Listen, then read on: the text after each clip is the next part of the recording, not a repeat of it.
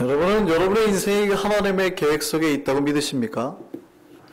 여러분의 삶에 일어나는 모든 것이 하나님의 섭리 가운데서 이루어지는 것을 믿으시냐고요? 믿으세요? 그러니까 이게 이제 헷갈리는데요. 이제 유건사님이 손주를 보셨잖아요. 외손주를 보셨는데, 그게 태어난 게 하나님의 섭리 가운데 태어난 걸까요? 두 부부의 노력으로 태어난 걸까요? 네? 이게 헷갈리는 거예요, 그죠? 이게 도대체 하나님의 섭리냐, 아니면 인간이 노력한 거냐, 뭘까요?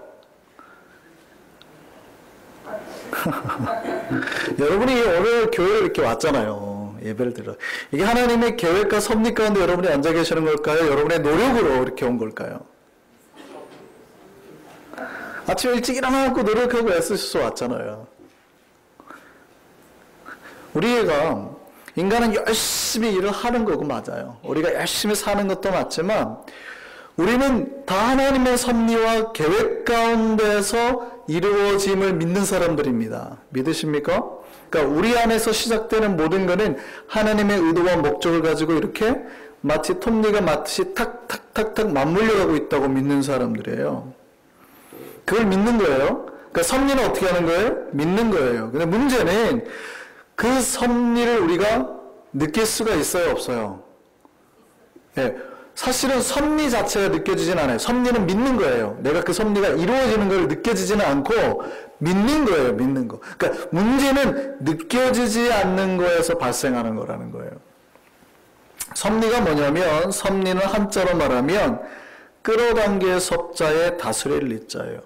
그러니까 하나님이 당신의 백성을 어떻게 다스리냐면 우리에게 필요한 것들을 이렇게 다 끌어당겨서 내 앞에 이렇게 포진을 하는 거죠. 그냥 막 대충 이렇게 돌을 던져놓고 하는 게 아니라 포진을 시키는 거예요. 장기 해보셨어요? 장기? 장기를 뚫 때는 그냥 뚫지 않아요.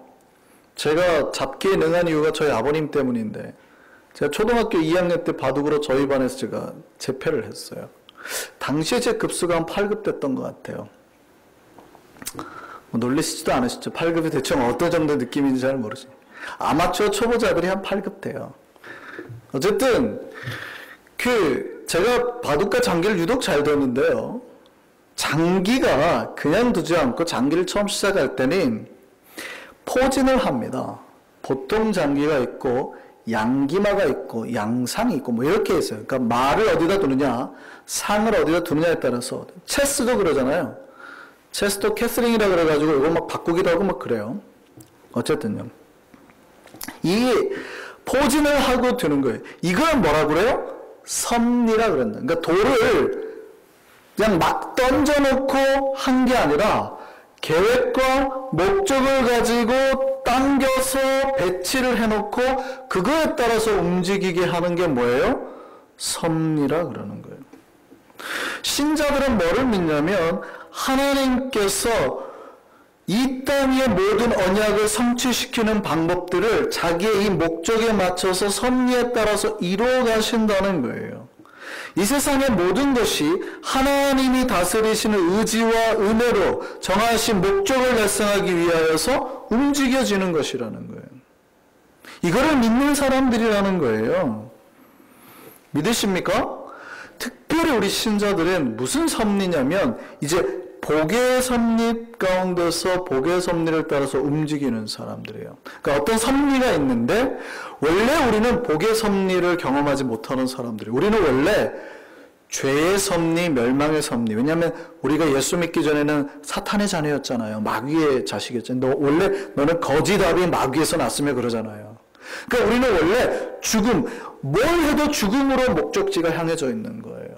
예수 믿기 전에는. 우리가 아무리 잘 살려고 발버둥을 쳐도 우리의 목적지는 죽음을 향해 가는 거예요. 멸망을 향해 가는 거라고요. 이 땅에서 내가 아무리 좋은 옷을 입어도 우리가 하는 행동이 다 죄의 행동이에요. 그러니까 신자들이 하는 행동들도 조심하셔야 돼요. 지나가는 말로 요즘에 한국에 뭐 구스 다운 파카가 뭐 150만 원짜리가 그럴 때 1,500불이 넘는데요. 뭐 밍크 코트 몇백만 원 하지만 안 입으셔야 돼요. 왜 안 입으셔야 되는지 아세요? 그걸 만들 때 거위를 잡아서 만들지 않고 산 거위를 털을 뽑아서 만든대요. 그러니까 안 입으셔야 되는 거예요. 이게 돈이 비싸서가 문제가 아니고 밍크 코트도 마찬가지고. 그러니까 인조를 입으시는 게 신자된 합당한 삶이에요. 오히려 지나가는 말로 드립니다. 근데 우리는 실수를 해도 세상에서 아무리 잘 살고 잘 먹고 좋은 옷을 입으려고 해도 의도치 않게 죄에 들어가게 되는 거예요. 이게 우리는 모든 코드가 멸망으로 가는 길로 자꾸 돼 있어요. 그런데 이게 바뀌었다고요. 예수를 믿고 난 다음에는 우리에게 일어나는 모든 포석과 포지는 다 뭐로 이루어지는 거예요? 복을 향하게 돼 있는 거예요. 그러니까 내 눈으로 보기에는 이게 뺑 둘러가는 것 같고 내 눈으로 보기에는 이게 뭐가 잘 안 되는 것 같아도 하나님의 계획 가운데 우리의 목적지는 이제 어디로 되는 거예요? 생명, 천국, 소망으로 가게 돼 있는 거예요. 그 섭리를 믿는 사람들입니다. 그러니까 우리가 내 삶에 목사님 왜 이렇게 엉망이죠? 뭐가 잘 안 되죠?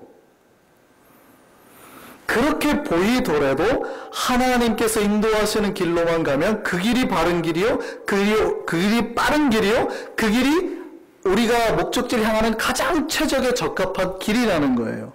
믿으십니까? 제가 이제 우리 집에서 우리 교회 올 때 오는 길이 어디로 오냐면 사고 타고 오다가 라가디아 공항 앞으로 이렇게 그랜드 센트럴로 와요. 근데 길이 어떻게 오냐면 여러분은 대부분 그 길로 오시겠지만 그쪽에서 올 때 뭐 크로스파크에 타고 오더라도 어쨌든 라가디아가 앞으로 올 거란 말이죠. 근데 여러분은 그게 하나도 안 이상할지 모르는데요. 제가 미국에 뉴욕에 처음 와가지고 올 때는요. 지도를 우리 교회 오려고 이제 딱 맵을 폈잖아요. 라가디아로 오는 게 너무 아까운 거예요. 왜 그런 줄 아세요? 이렇게 돌아오거든요. 이렇게. 제일 빠른 길은 어디예요? 노던길이에요. 가운데 길이 이렇게 직선으로 쫙 뻗어있는 이 길이 교회하고 이렇게 바로 다이렉트로 연결되어 있어요. 라가디아 길은 이렇게 돌아오는 거예요. 그러면 여러분 마음에는 어느 길로 가는 게 더 낫다고 생각이 들어요? 내비게이션 찍어보면요. 사고 타고 오다가 퀸즈 블루버드 쪽으로 돌아오라고 되어 있어요. 그 길이 가장 최단 거리로 나와요. 여러분 같으면 어느 길로 오겠어요? 근데 만약에 여러분이 이제 제 아이들이 뒤에 타고 오는데 제가 이제 이렇게 봐요. 근데 우리 아이들이 그러는 거죠. 아빠, 저 길이 더 빠른 지름길인데 왜 여기로 가요? 그런다고 해가지고 제가 노던 길로 갈까요, 안 갈까요? 왜요? 왜 안 갈까요? 왜? 저는 경험상 라가디아 길이 제일 빠르다는 걸 아는 거예요. 아무리 삥 돌아가는 것 같아도. 왜냐면 거기는 파크웨이라서 뻥뻥 뚫리거든요. 노도는 신호가 수십 개예요. 걸림돌들이 어마어마하게 많아요. 우리의 인생길에 이와 비슷해요. 내 눈으로 보기에는요, 저 길이 제일 좋아 보여요. 그런데 섭리가 있대요. 섭리. 그 섭리 안의 사람은 뭐냐면 하나님이 인도함을 따라 사는 사람을 말하는 거예요. 하나님이 인도함을 따라 사는 사람은 내 눈에 보기에는 좋아 보이는 그 길보다는 어느 길을 선택하는 사람이에요? 하나님이 가자고 하는 그 길을 따라 사는 사람이에요. 그게 더 낫다는 걸 믿는 사람이라는 거죠. 그래서 내 눈으로 보기에는 조금 왜 안 되는 것 같아도 목사님 왜 보기 안 와요? 그러실 필요가 없다고요. 우리는 이미 뭐에 들어와 있어요? 복의 포석 안에 들어와 있어요. 복의 섭리 안에. 그러니까 내 삶에서 하나님은 이미 복의 역사가 시작되고 움직이도록 탁 해놓으셨단 말이에요. 그게 한순간도 어그러지거나 틀어지지 않는다는 거예요. 믿으십니까? 목사님, 하나님도 잠깐 좋을 수 있겠죠. 실수할 수 있겠죠. 놀랍게도요, 하나님은 우리에게 시작된 복의 그 섭리를 단 한순간이나 단 정말 그 약속을 단 한 번이라도 깬 적이 없으신 거예요. 만약에 하나님이 한순간만이라도 잠깐 졸아서 지금 하시는 일을 멈추시거나 화가 나가지고 우리와 약속했던 약속을 깨버리면은요, 인간이 살 수가 없어요. 여기 있는 사람 단 한 명도 존재할 수도 없어요. 그러니까 나에게 일어나는 모든 일은 우연이 아니라 필연 가운데 계획 가운데 철저히 이루어져서 진행되는 일이라는 거예요. 우연은 없어요. 만약에 우리에게 일어나는 모든 일이 우연이라면요, 이런 말이 되는 거예요. 우연이라면 단 한 번만은 우리가 가지고 있는 계획에서 벗어날 수 있는 가능성이 생기는 거죠. 무슨 말인지 아시겠어요? 뭔가 딱 짜진 게 아니라 우연이 됐다는 얘기는 이 짜진 것이 우연이라도 한 번만큼은 깨질 수 있을 거 아니에요. 벗어날 수 있을 거 아니에요. 우연이 됐으니까. 우연이라도 한 번은 빠질 수 있다는 거예요. 근데 그렇게 되면 인간 모두가 망한단 말이에요. 우리가 우연이 아님을 제가 한번 말씀드릴게요. 혹시 여러분 지구과학 아세요? 우리가 지구가 많이 지구와 우주에 관한 걸 많이 배우셨을 텐데 이 한국 사람들은 뉴욕도 요즘에는 그럽니다만 부동산에 붐이 많이 불어가지고 땅 좋아하는데 지구가 좁다 그러죠. 근데 만약에 지구가 지금보다 10%만 커지면 어떤 일이 발생하는 줄 아세요? 이제 만유인력이 발생을 해가지고 수증기가 증발을 해야 되는데 못 증발하고 다 땡기니까 못 증발해가지고요, 이 지구 안에 수증기가 그대로 남아 있습니다. 그러면 순환이 안 되는 거죠. 물의 순환 자체가 차단돼가지고 생명체가 살 수가 없어요. 반대로요, 지구가 지금보다 10%만 줄어들면요, 거꾸로 반대로 잡아두지 못해가지고 수증기가 다 증발해버려요. 그러니까 지구상에 물이 남아있질 않는 거죠. 반대로요, 지금 태양하고 지구하고의 거리가 조금만 가까워지면은요, 이 뜨거워서 살 수가 없습니다. 반대로 조금만 더 멀면 추워서 살 수 없어요. 그러니까 금성은 불덩어리죠. 화성은요, 얼음덩어리예요. 그러니까 우리 지구가 그냥 생긴 게 아니라 하나님의 정확하고 정밀한 계획 가운데 발생한 거라는 거예요. 여러분 자전 아시죠? 자전, Earth Rotation 말하는 거예요. 자전. 지구가 스스로 도는 이 자전 속도가 하나님이 정한 계획 가운데 이루어지는 거예요. 만약에 이 속도가 조금만 빠르면요, 태풍이 일어나요. 매일매일. 조금만 늦으면 어떤 일이 발생하는 줄 아세요? 지구에 받는 태양의 열기의 온도가 뜨거워져가지고 받는 부분은 막 뜨거워지는 거예요. 반대는요, 엄청 추워지는 거예요. 달이 딱 그렇잖아요. 달이 섭씨로 따지면요, 달이 자전 속도가 느리기 때문에 이게 천천히 돌아버리니까 태양으로 받는 열이 굉장히 많으니까 섭씨로 따지면 영상 200도까지 올라가죠. 낮에는. 밤에는 영하 150도까지 돌아가는. 그러니까 이 자전 속도가 거의 음속보다 좀 빠르죠. 자전 속도가. 이게 정확하게 규칙 가운데 돌아가 주니까 햇볕이 골고루 잘 해가지고 우리가 살 수 있는 거예요. 뿐만이 아닙니다. 공전도 마찬가지죠. 공전. The Earth Revolution이에요. 태양을 중심으로 이렇게 지구가 도는 거예요. 이 공전이 만약에 없으면 어떤 일이 발생한 줄 아세요? 계절도 사라지겠지만 가장 큰 문제는요, 태양은 질량이 크잖아요. 지구는 작고. 근데 이 사이에 뭐가 발생해요? 만유인력이 발생하죠. 서로 땡긴단 말이에요. 그러니까 어떤 일이 발생합니까? 태양이 지구를 삼켜버리는 거예요. 근데 놀랍게도 태양이 지구를 안 삼키는 이유는 뭐예요? 공전 때문에 나타나는 현상이에요. 공전 때문에. 공전함으로써 발생하는 힘이 뭐예요? 원심력이죠. 원심력. 바깥으로 튀어나가려고 하는 힘. 그러니까 태양이 당기는 힘과 지구가 바깥으로 튀어나가려는 힘이 딱 맞물려서 생기는 게 뭐예요? 공전이에요. 공전. 그러니까 이게 하나님이 인간을 만드시고 단 한순간도 어그러뜨린 적이 없으시다고요. 아, 힘들어. 귀찮아. 팍 끊어. 이렇게 한 적이 없으시다고요. 그렇게 하면 다 죽은 거니까요. 다 죽어버린다고요. 무슨 얘기인지 아시겠어요? 나에게 일어난 아주 사소한 일들이 주님께서 예비해 놓으신 은혜며 계획이라고요. 우리는 그 계획 안에서, 그분의 섭리 안에서 살아가는 존재들입니다. 근데 우리가 그 섭리를 알아야 몰라요. 문제는 우리가 그 섭리를 느끼지 못하고 살고 있다는 거예요. 그래서 욥기 38장을 보면 하나님이 그 얘기하는 거죠. 하도 교만한 인간들에게 하나님 뭐라고 그래요? 내가 땅에 기초를 내을 때 네가 어디 있었느냐? 네가 알아? 물어보는 거예요. 네가 깨달았거든 말해봐. 누가 그것의 도량법을 정했는지, 누가 그 줄을 그 어디에 띄었는지 네가 알아? 그들의 주축은 뭐에 세워졌으며 모퉁이돌은 누가 모았는지 알아? 모른다는 거예요. 그러니까 인간들은 하나님의 섭리를 믿을 뿐이지 그거를 깨닫거나 이해하지도 못한다는 거예요.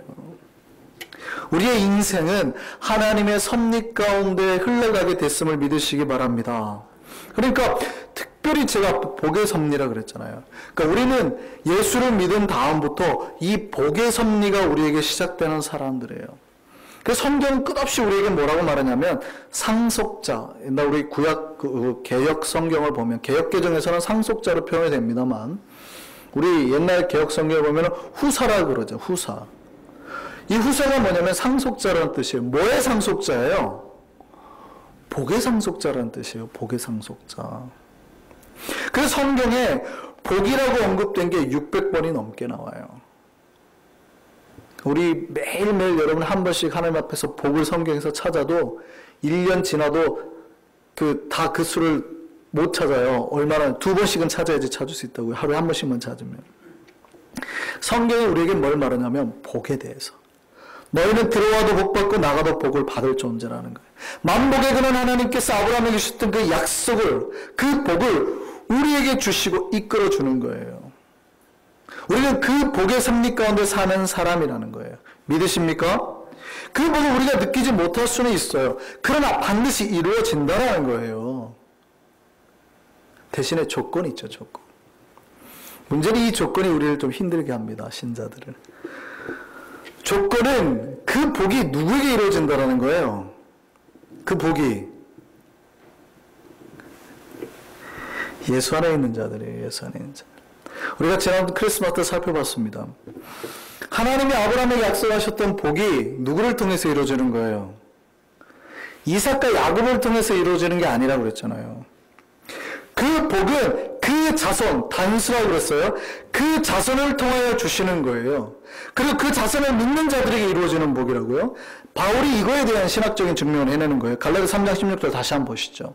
자, 이 약속들은 아브라함과 그 자손에 의해서 말씀하신 것인데 여럿을 가리켜 자손들이라 하지 않고 복수로 쓰지 않고 오직 한 사람, 단수로 썼다고요. 그러니까 아브라함과 그 자손을 통해서 그 약속과 복이 이루어진다라고 말하는 것은 아브라함에게 주셨던 복은 그의 자손인 이 한 사람을 통해서 이루어지게 하시겠다라는 뜻이에요. 그 자손이 누구라고요? 네 자손이라 하셨으니 그건 누구라? 그리스도라. 그래서 그 밑에 3장 22절 보세요. 그래서 생명이 모든 걸 죄 아래 가뒀는데 예수 그리스도를 믿음으로 말미암는 뭘 믿어요? 약속을 믿어요. 아브라함이 주셨던 약속, 십자가의 그 약속을 믿는 자들에게 주께서 주려 하시는 거예요. 이해되세요?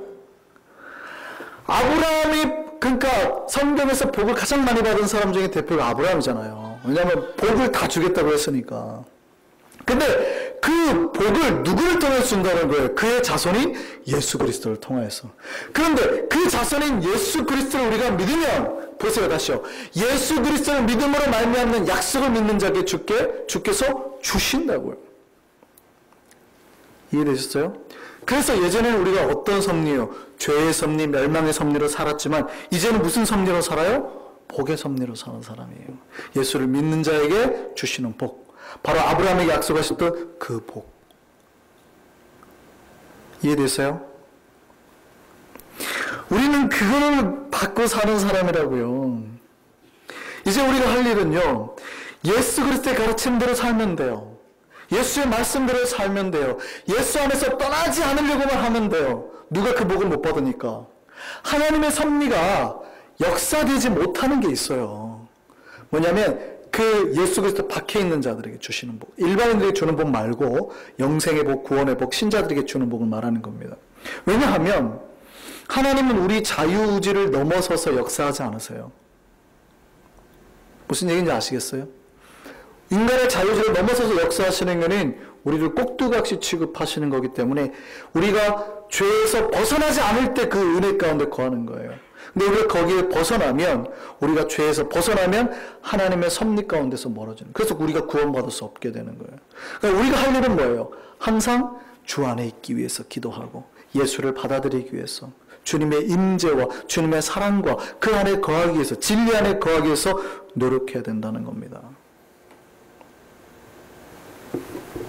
오늘 본문도 베드로 선인 말세를 사는 신자들에게 주시는 말씀이에요. 근데 그 마지막 말씀으로, 베드로전서 마지막 말씀으로 베드로가 그런 말합니다. 크리스천들에게 당연한 윤리를 요구합니다. 이 시대 사는 사람들에게 요구하는 거예요. 뭐라고 그래요? 다시 한번 읽을까요? 마지막으로 말하니 너희가 뭐예요? 마음을 같이 해라. 한 마음을 품으라는 거예요. 동정하라. 얘기는 그 불쌍히 여기는 그 연민의 마음이에요. 동정하라. 형제를 사랑하고 또 자비를 여기라. 불쌍히 여기라는 자비를 가지고 또 겸손하고 악으로 악을 악으로 갚지 말고 욕을 욕으로 갚지 말고 복을 빌어라. 이게 뭐 하는 거예요? 신자답게 살으라는 거예요. 신자답게. 누가 악한 일을 했다고 똑같이 악으로 갚고 누가 욕했다고 똑같이 욕으로 갚으면 신자답지 못하다는 거예요. 사랑해야 되는데 사랑하지 못하는 거. 불쌍히 여겨야 되는데 불쌍히 여기지 못하는 거. 신자답지 못하다는 거예요. 그를 축복하라는 거죠. 복을 빌라는 거예요. 너희가 이것을 위하여 부르심을 받았는데 이게 뭐예요? 복을 이어가게 하시려고. 하나님이 아브라함에게 주셨던 그 복, 예수 그리스도 그 자성을 통해서 주신 복을 이어가게 하시려고 부름을 받았다는 말이에요. 그러니까 우리가 언제 그 복을 받아요? 신자답게 살면, 정확하게 말하면 신자답게 살면이 아니라 우리는 이미 복을 받았지만 복을 받은 자의 증거로서 우리가 해야 될 게 뭐예요? 신자다운 삶이다. 제가 여러분에게 주고 싶은 메시지는, 드리고 싶은 메시지는 그겁니다. 우리는 이미 복의 섭리 가운데 있어요. 복의 섭리. 그 얘기는 뭐냐면 복의 흐름 속에서 한순간도 끊어지지 않고 여러분이 그 중간에 있다고요. 그럼 여러분이 그 복을 누리려고 하면은 뭐만 하면 돼요? 이 복의 흐름의 자리에서 벗어나지만 않으려고 하시면 된다는 거예요. 여러분 벗어났어요? 안 벗어났어요? 안 벗어나셨죠? 그러면 이미 여러분을 관통하고 있는 복의 섭리가 있다는 말이에요. 우리를 복받을 자로 불렀다는 말이죠. 그 사실을 믿으시기 바랍니다. 장사하시는 분들이요, 돈을 셀 때가 있어요. 돈을 세실 때가 있어요. 장사하시는 분들이 언제 돈을 셀까요? 장사하시는 분들이 돈을 셀 때가 있어요. 언제 돈을 셀까요? 손님이 안 올 때예요. 장사 끝나고가 아니고 정확하게는 손님이 안 오면 세요. 그러니까 돈이 들어오는 게 멈춘 순간 그거를 세게 돼 있는 거예요. 손님이 막 몰려오고 손님이 다가오고 하는데 돈을 세는 사람 있어요? 주인? 막 사람들 줄 서 있고 하는데 기다려보시라고. 내가 좀 얼마 버는지 봅시다. 푹 하고 이 세는 사람 있어요? 없어요. 무슨 얘기냐면 여러분 지금 내가 복이 얼마나 받았는지 안 받았는지 세려고 하시는 분들이 있단 말이에요. 왜 나는 복이 있어요 없어요 이러시는 분들이 있단 말이에요. 그분들은 뭘 증거냐면은 복이 오는 게 순간 멈췄다는 얘기예요. 자기도 모르게 복이 멈췄네? 그러니까 복을 센단 말이죠. 여러분 복을 세시면 안 돼요. 왜요? 더 받을 거니까. 믿으십니까? 우리의 복이 2013년에서 끝나면 안 되는 거예요. 우리는 복의 섭리에 들어와 있잖아요. 주님의 복이 계속 밀려오는데 왜 세고 있어요 갑자기? 복을 세는 게 아니에요. 우리는 더 받을 거예요. 계속 이어져서 우리 앞에서 복이 계속 잘 될 거라고요. 한참 복이 들어오는데 왜 세요? 복 세시면 안 돼요. 신자 중에 간혹 복이 없다고 타박하시는 분이 있어요. 지금 막 복을 세요. 우리의 복이 끝난 게 아닙니다. 세시는 게 아니에요. 계속해서 복이 들어올 건데 지금 주님은 우리에게 복을 부어주시고 계시잖아요. 그 복을 담느라 정신이 없으셔야 돼요. 주님은 당신의 뜻을 붙들고 예수를 믿고 사는 자에게 복을 부어주세요. 2013년에도 우리에게 복을 주셨지만 2014년은 더 많은 복으로 채울 겁니다. 우리는 그 주님의 복의 섭리 안에 이뤄가는 자들이에요. 내 눈에 보기에는 이게 돌아가는 것 같고 안 오는 것 같을지 모르지만 하나님은 반드시 자기에게 주신 그 복을 우리에게 베푸신다고요. 한순간도 그 섭리를 어그러뜨리신 적이 없으니까. 그럼 앞으로도 더 받을 거 아니에요. 지금 현재 복 카운트하지 마시기 바랍니다. 복을 누리세요. 나에게 들어온 복을 누리세요. 막 담으시는 거예요. 우리의 복은 끝나지 않았습니다. 우리는 아직도 배고픕니다. 그렇죠? 주님은 계속해서 그 복을 부어주실 줄 믿습니다. 2014년에도 쭉 부어줄 겁니다. 그 역사를 기대하며 2013년을 마무리하고 2014년을 맞이하시기 바랍니다. 현재 복을 세지 마세요. 더 받을 거니까. 찬양하시겠습니다. 우리 축복의 노래 부르겠습니다. 우리 야곱의 축복 부르겠습니다. 하나님께서 나에게 주신 복, 야곱에 주신 복처럼 풍성하게 채우셔서 나와 옆에 있는 우리 모두가 그 복을 누려 살기를 원하는 마음으로 찬양하겠습니다.